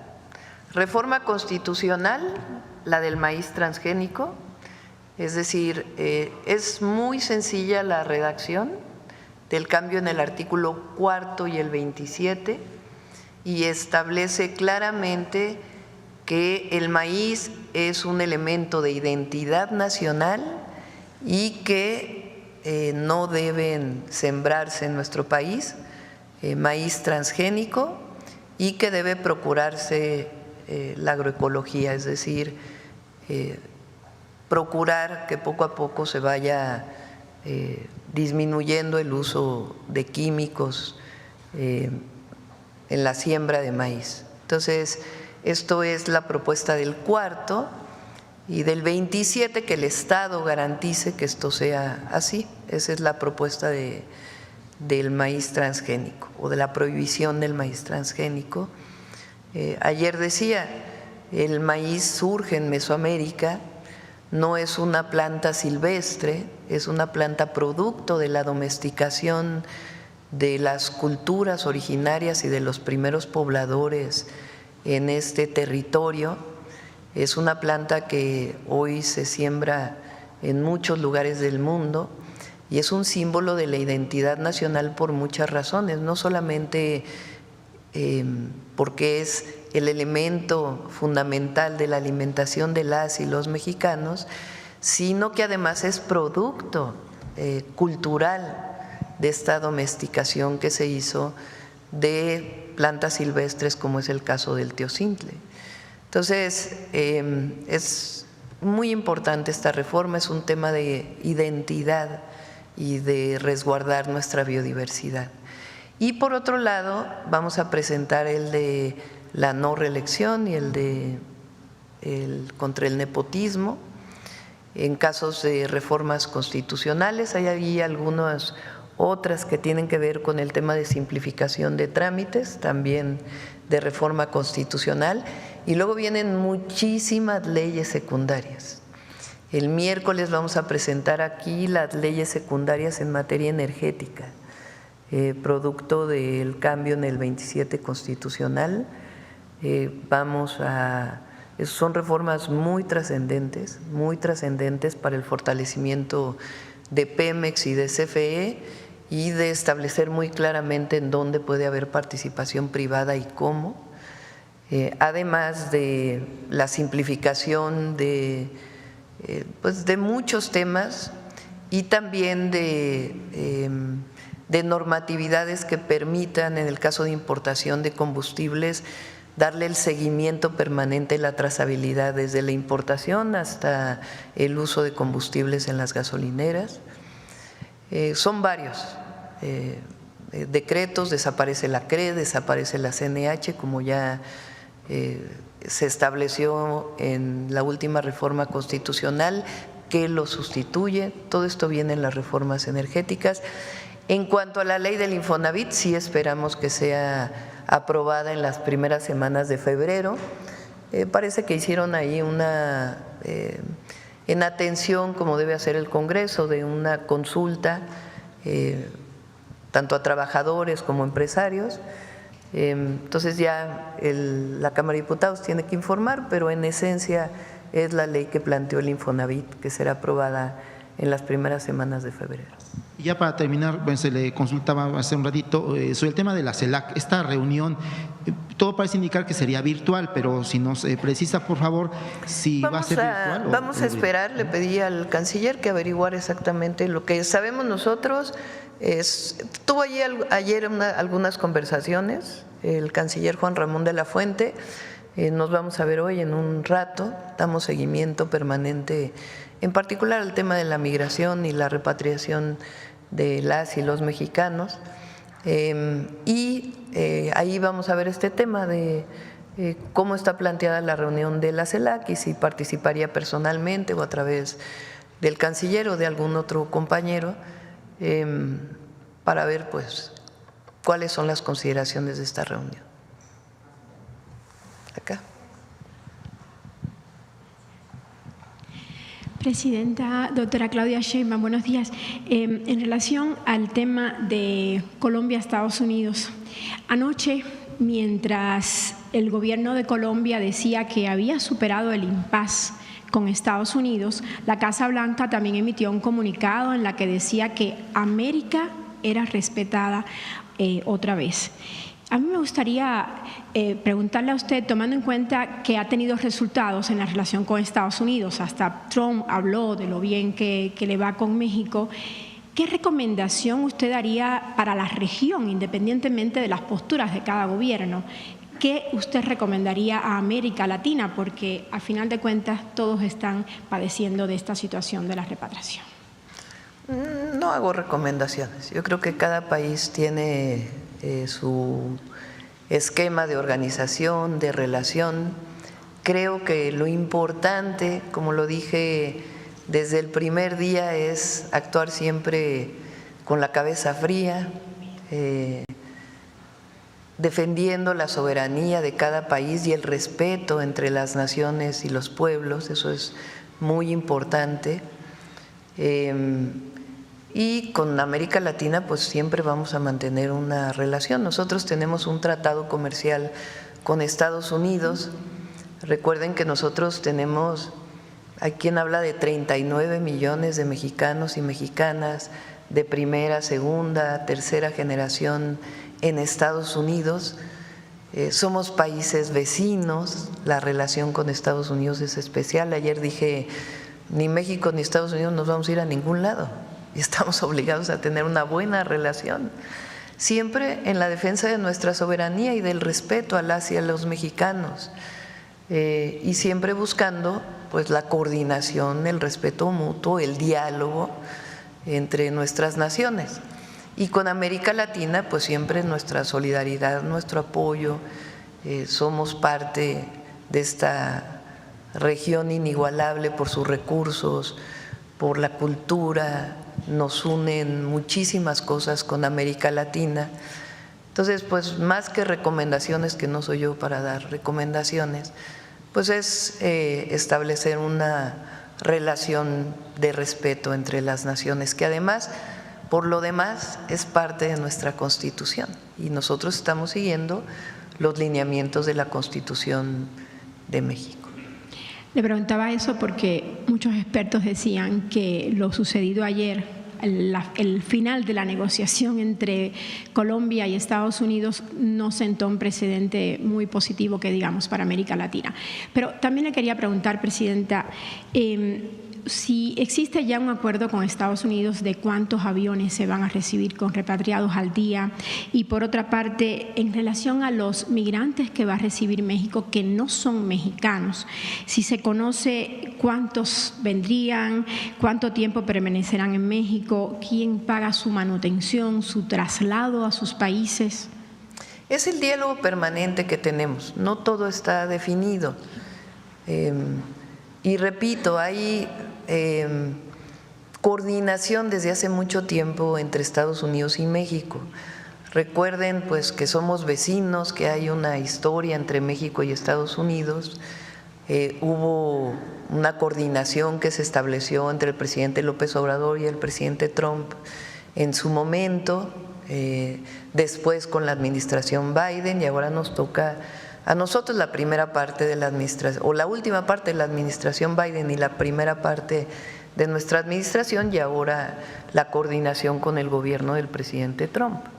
Entonces, hasta ahora ha sido una relación de respeto, de coordinación, de diálogo permanente, mucho diálogo, mucha comunicación, y en estos días se van a seguir estableciendo acuerdos, repetimos, siempre con el respeto que vamos a pedir a nuestra soberanía y buscando la mejor coordinación posible. En el caso de personas que no son mexicanas y mexicanos, también hay coordinación previa, y Estados Unidos está teniendo una comunicación también fluida con otros gobiernos, particularmente de Centroamérica.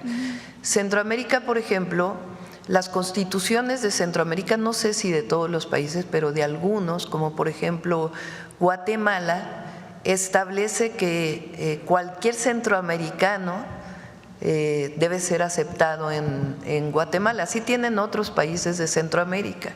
Entonces ellos establecen, con base en su soberanía, su coordinación con el gobierno de Estados Unidos.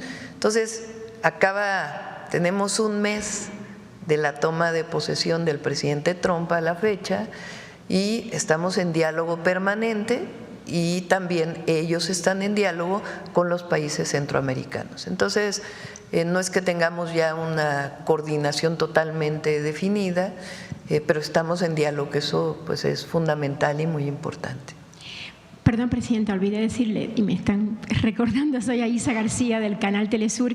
Una última pregunta, es un tema que ocurre en Europa. Ayer hubo una multitudinaria manifestación, protesta en Alemania en contra del fascismo, dado que se están dando signos inequívocos de resurgimiento, sobre todo después de lo que hizo Elon Musk en Estados Unidos, un día después que Donald Trump tomó posesión.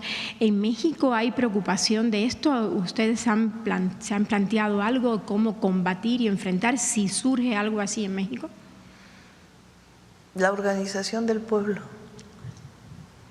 Lo mejor, ayer yo estoy realmente conmovida de este fin de semana. El pueblo de México es un pueblo no generoso, generosísimo, solidario, fraterno. La recepción que tuve llegamos a Oaxaca, fuimos a inaugurar la carretera Mitla-Tehuantepec, de ahí fui a Guajuapan de León, que es pues uno de los centros, porque no solo hay un centro, sino uno de los centros de la Mixteca oaxaqueña.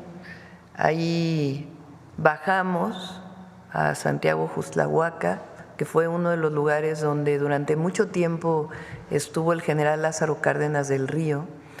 El general tenía una relación muy especial con el pueblo mixteco. De ahí bajamos a la región Triqui y después hacia la costa, a Pinotepa Nacional, y de ahí fuimos a Puerto Escondido. Fue una gira de muchas horas en vehículo. Mi interés mucho era ver los caminos, porque nos han hablado pues del mal estado de los caminos, y comprometerme. Además, hablamos, lo dije en los 100 puntos, pero hablamos de digamos, reinstalar la comisión del Balsas que coordinó el general Lázaro Cárdenas del Río, y ahora le llamamos Plan General Lázaro Cárdenas del Río, que tiene a Michoacán, Guerrero, Oaxaca y una parte del Estado de México y Puebla. Es una región muy grande, pero vamos a iniciar particularmente con la Mixteca oaxaqueña, la Mixteca poblana, que tuve la oportunidad de estar allí el fin de semana anterior, y la Mixteca de Guerrero, que también tuve oportunidad de estar el fin de semana anterior.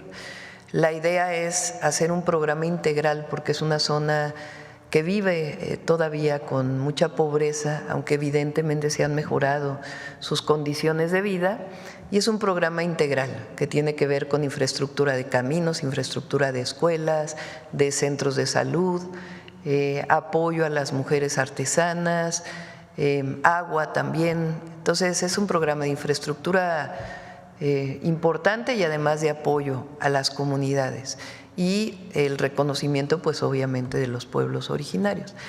Lo digo todo esto porque la recepción que tuve fue algo conmovedor. La verdad es que se salen las lágrimas de esta generosidad y de este recibimiento que tuvimos. Y por eso lo mejor siempre es nunca separarse del pueblo, nunca. Nosotros llegamos aquí a servir al pueblo de México. Ese es nuestro mandato, por encima de todo. Y eso es lo que va a permitir que siga la Cuarta Transformación. Cumplir la honestidad al frente en todo, en nuestros principios, en nuestras bases, en lo que representa la lucha histórica de donde venimos. Todos los compañeros que están aquí hoy venimos de esta lucha. Nos conocemos con Octavio, con Edna, con Rodrigo, con Rocío, con todos, con Iván. El otro día decía que cuando fui vocera de la campaña del presidente López Obrador en el 2006, yo salgo del gobierno de la ciudad y me pide entonces el candidato López Obrador que pueda ser su vocera porque estaba toda esta campaña del peligro para México. Y entonces pues yo había participado en medios de comunicación, entonces no había las redes sociales que hay ahora, pues eran los medios comerciales esencialmente. Entonces salgo del gobierno y me entrenan 2 personas para poder hablar en los medios, que son Rosa Isela e Iván. En aquella época, cuando denuncia el candidato López Obrador en el 2006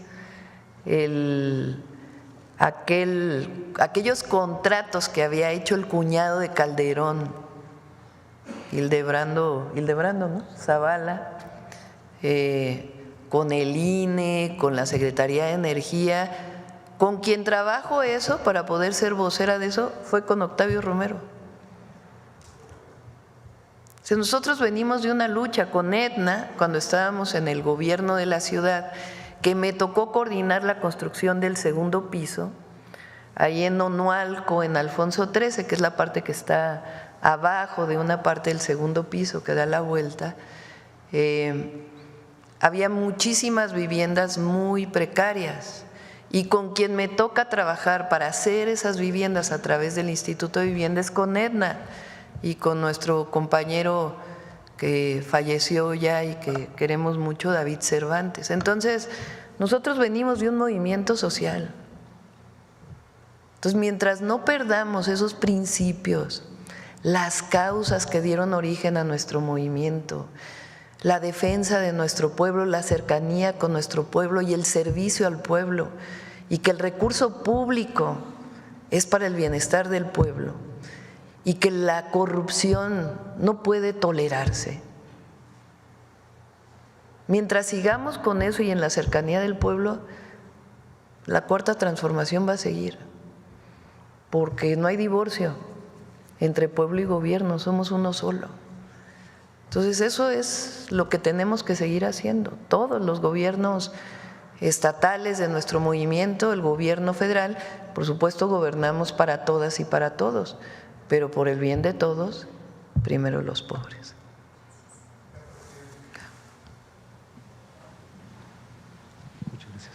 Presidente, ¿qué tal? Muchas gracias. Luis Fernando Salas de Astillero Informa.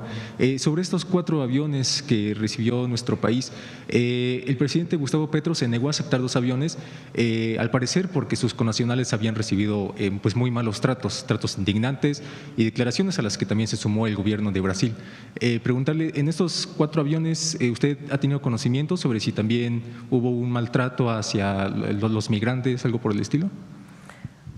Por eso comenté que es un procedimiento que se tiene desde hace tiempo y además se fortaleció con el presidente López Obrador y nosotros seguimos con ese procedimiento. Llegaron aviones civiles al Aeropuerto Internacional Felipe Ángeles y ahí hay un procedimiento, un protocolo en donde a cada compatriota que llega se le pregunta si tuvo alguna violación a sus derechos humanos. En caso de que ellos digan que sí, Migración tiene un esquema en donde sea que presenta solamente una queja directamente a las organizaciones de Estados Unidos o de plano si hay una violación mayor se presenta una denuncia en los tribunales de Estados Unidos y se han ganado casos. Entonces, por eso el planteamiento que hago de que coordinación, diálogo, respeto a las y a los mexicanos y defensa de nuestra soberanía en el marco del respeto de 2 naciones. Y en caso de que se presente una circunstancia de este tipo, pues entonces se presentan las denuncias correspondientes. Muy gracias. En otro tema, el día de hoy el periódico The Wall Street Journal publica una nota en donde asegura que un alto funcionario de la administración de Donald Trump pues dice que el mandatario estadounidense, tras esto sucedido con Gustavo Petro, ha visto en los aranceles una forma muy buena de negociar y pues también un castigo ejemplar para los países que no se adhieran a sus intereses.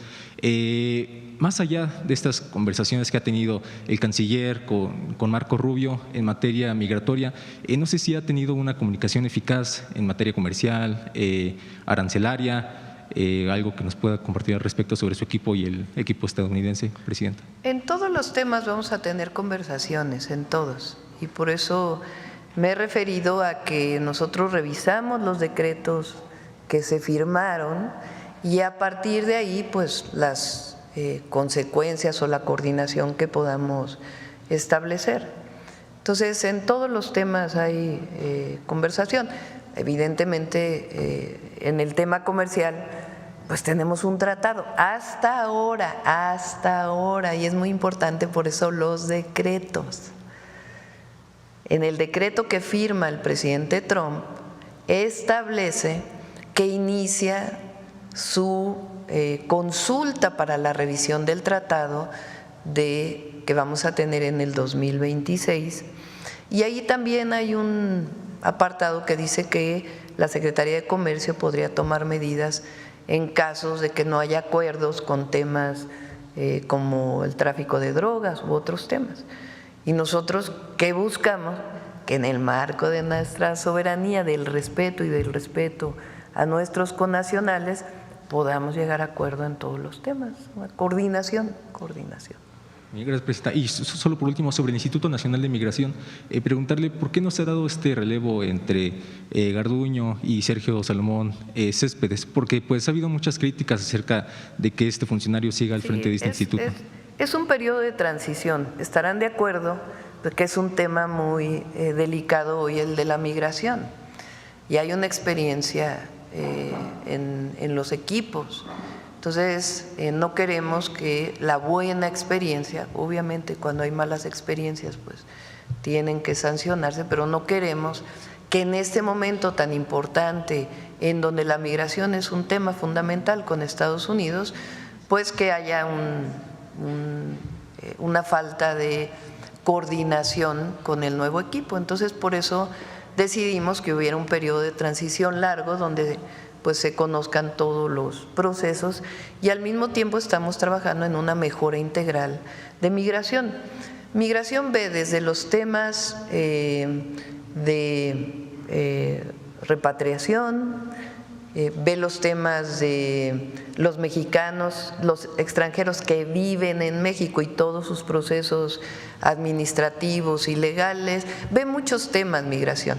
Entonces nosotros queremos incluso agilizar todos los trámites en los aeropuertos de México para cuando llegan extranjeros y nacionales, que son quienes atienden, es migración, pues queremos que se agilicen esos procesos. Entonces estamos haciendo una revisión en general del instituto, cómo podemos mejorar las distintas áreas. Ahora nos toca en este momento pues la relación con Estados Unidos, donde es uno de los temas centrales. Entonces por eso queremos pues que haya una transición en este proceso y no se pierda pues la información muy importante que tiene en este momento el Instituto de Migración. De igual manera, por ejemplo, yo agradezco mucho que, Rosa Isela estuvo en la Secretaría de Seguridad, pero Arturo Medina es el subsecretario de Derechos Humanos y tiene muchos temas muy importantes en gobernación que él le ha dado seguimiento, entre otros por ejemplo, que también es importante. Entonces, por eso cuando hay transición entre dos personas, dos equipos, pues es importante que no se pierda. Y es lo mismo, la gran virtud entre nuestro gobierno, que representa un movimiento y un proyecto político, es que nosotros reivindicamos la continuidad. Claro que hay cosas que pueden ser distintas, pues las personas somos distintas, hay temas, por ejemplo, que a mí me parecen fundamentales o que yo considero importantes, el tema de las mujeres, el tema ambiental, de las fuentes renovables de energía, otros temas a los que en mi administración pues se les va a dar importancia, que a lo mejor en el periodo del presidente López Obrador tenían una visión distinta, aunque se hizo la planta más grande de Latinoamérica de energía solar, que está en Puerto Peñasco. Pues digamos, las personas tenemos un carácter distinto. Yo nací en la Ciudad de México, el presidente López Obrador nació en Tepetitán. Yo estudié física, él estudió ciencia política, pero en esencia el proyecto, nosotros reivindicamos su continuidad, y yo cuando fui a pedir el voto popular, cuando era candidata, dije, va a haber continuidad en la Cuarta Transformación. Creo que no había habido en la historia de México un presidente que reivindicara la continuidad, menos una presidenta, ¿verdad? Porque nunca ha habido presidentas. Entonces la oposición nos critica de que cómo, que hay continuidad, que debería de haber ruptura, pues, ¿por qué? Si venimos luchando en el mismo movimiento desde hace años.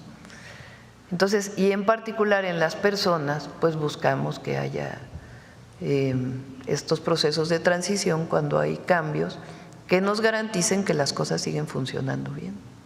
Muchas gracias, Presidenta.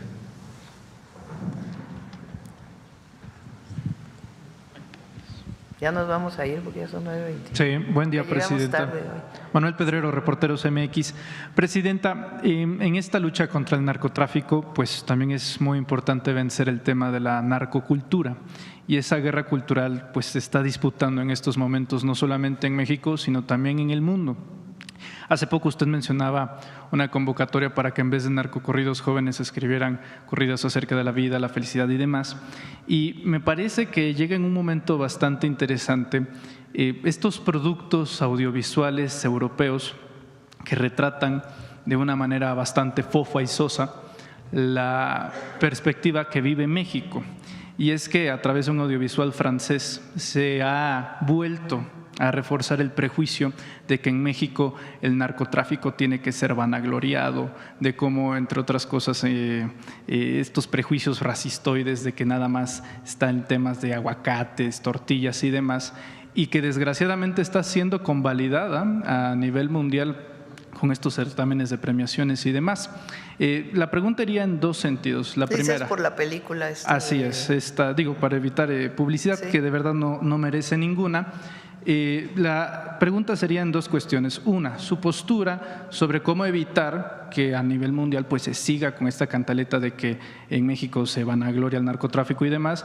Y en una segunda, para el titular de Profeco, Iván Escalante, porque justamente debido a este audiovisual, una cadena comercial de cine fue denunciada a través de millones de mexicanos por una falsa garantía de calidad de películas, a lo que ha llevado que en realidad es un modelo de estafa, a lo que en realidad es un sello de recomendación. Entonces, preguntarle en este caso a usted su postura sobre este asunto y al titular de Profeco, el señor Escalante, sobre si ha avanzado en alguna investigación sobre este asunto.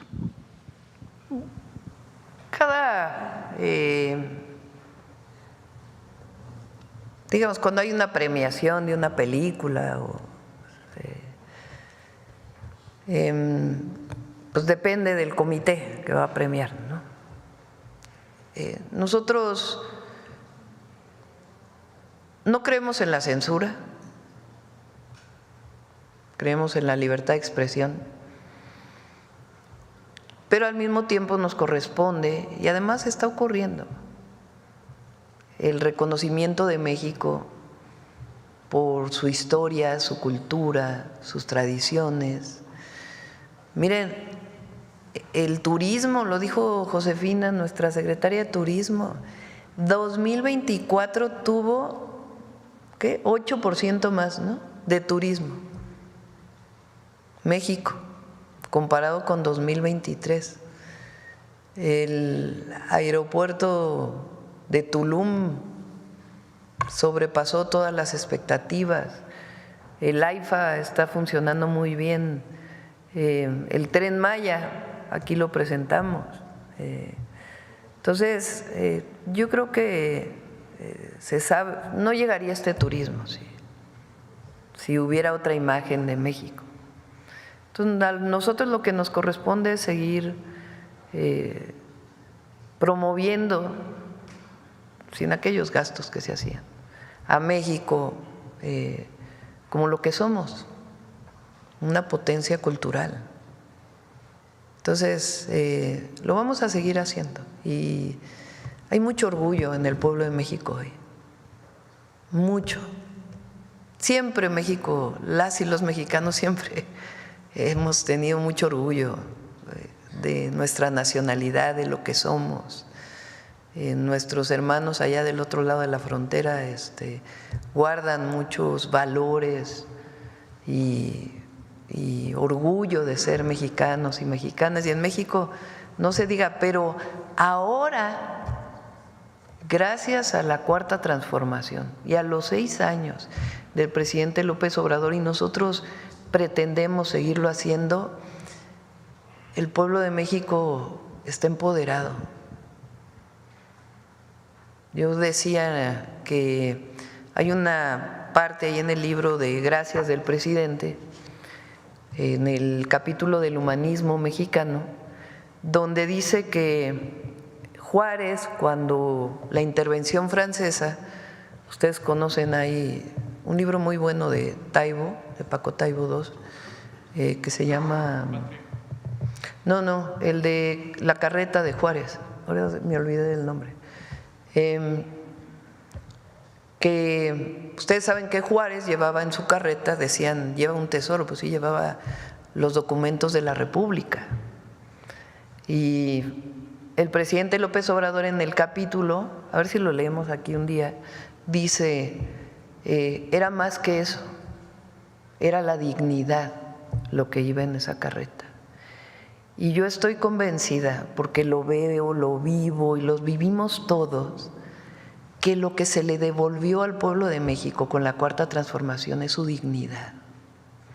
Y esa ya no se la quita a nadie, nadie. Bueno, vamos con el cierre de el día de hoy. ¿Qué decías del Infonavit? De Profeco. ¿Quieres contestar?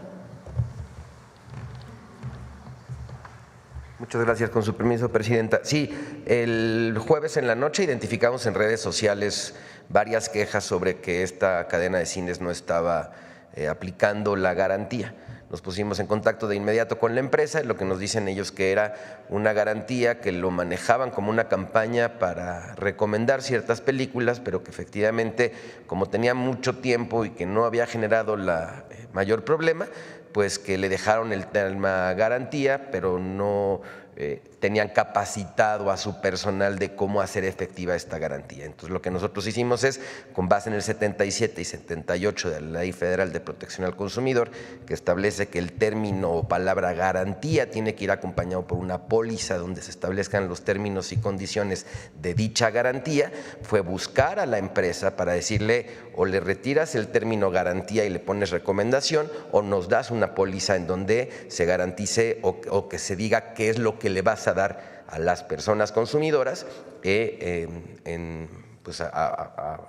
para soportar dicho fraseo. Entonces, lo que hicieron fue, nos reportaron, nos entregaron ya los términos y condiciones de esto, ya está exhibido en todos los cines, y lo que inmediatamente hicimos fue mandar un llamado a todas las personas consumidoras para quienes se sintieran que no estaban recibiendo la atribución que determina la ley, nos buscaran para iniciar un proceso de conciliación. Pero la empresa ya tiene publicadas los términos y las condiciones de su garantía. Muchas gracias, presidente. Vamos a cerrar con el humanismo.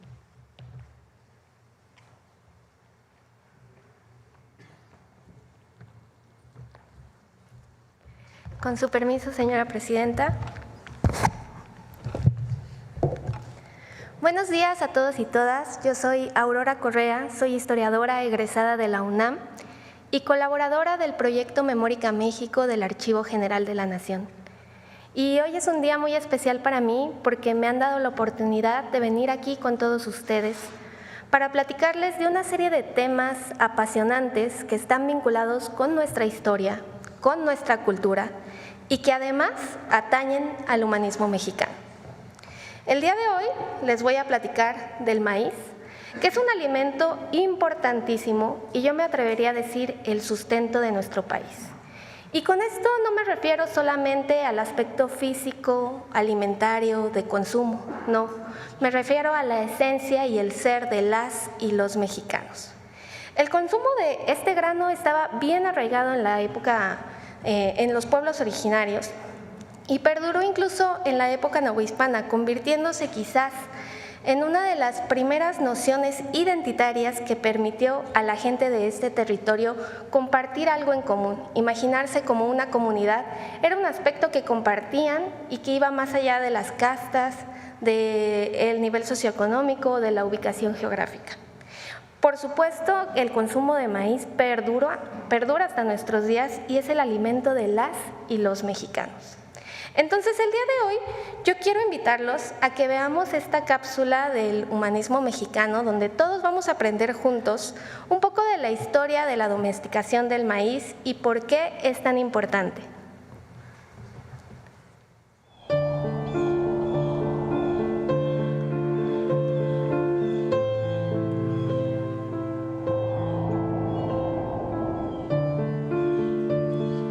El área cultural mesoamericana, que comprende gran parte de México y Centroamérica, constituye la cuna en que se gesta uno de los pocos centros civilizatorios originales de la cultura universal.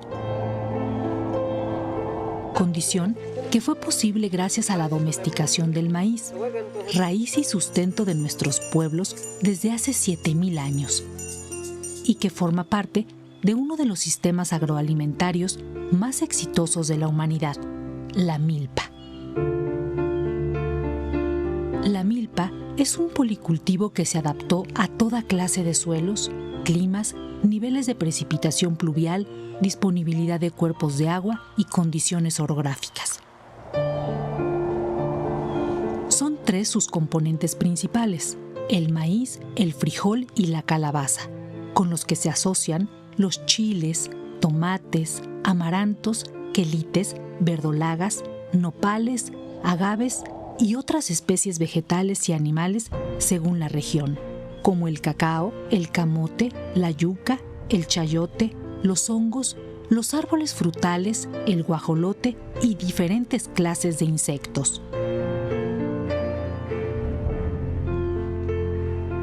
Siendo el dios primigenio de las culturas mesoamericanas, el maíz es resultado de la intervención humana a lo largo de milenios, para transitar del teocintle a nuestros maíces en su gran diversidad, la que debemos preservar como patrimonio genético de México y del mundo.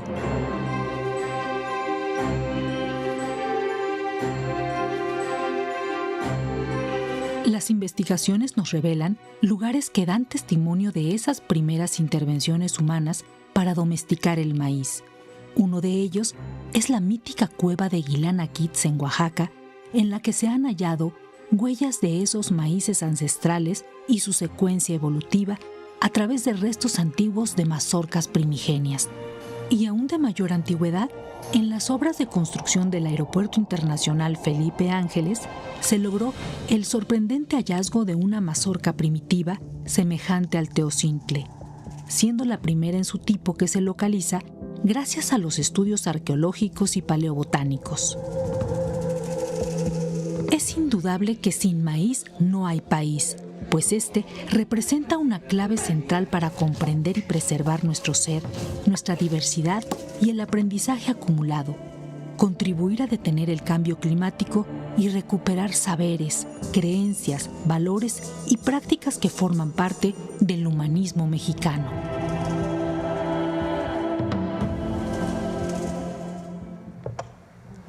Bueno, pues como pudimos ver en el video, el maíz forma parte de nuestra vida desde tiempos ancestrales.